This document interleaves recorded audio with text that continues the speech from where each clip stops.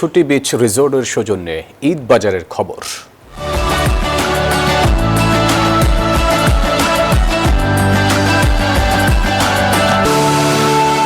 মুসলমানদের প্রধান ধর্মীয় উৎসব ঈদ উল ফিতরকে ঘিরে এখন জমজমাট শপিং মলগুলো। রমজানের শুরুর দিকে দেখা গেছে রাজধানীর বিভিন্ন মার্কেটে মানুষের ঢল।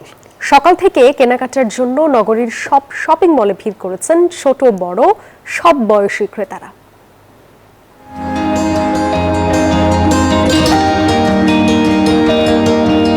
ঈদ ঘিরে ধীরে ধীরে জমে উঠেছে রাজধানীর শপিং মলগুলো। দেখা মিলছে চোখে পড়ার মতো ক্রেতা সমাগম। নতুন পোশাকের দেখা মিললেও দরদাম নিয়ে মিশ্র প্রতিক্রিয়া রয়েছে ক্রেতাদের মাঝে।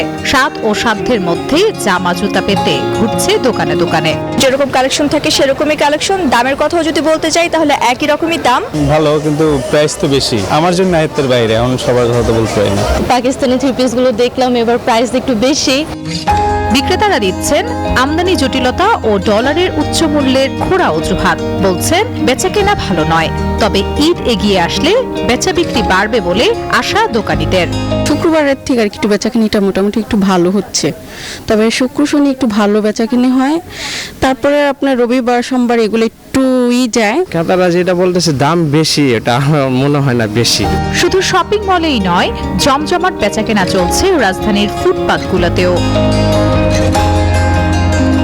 নামির আহমেদ, নিউজ 24, ঢাকা।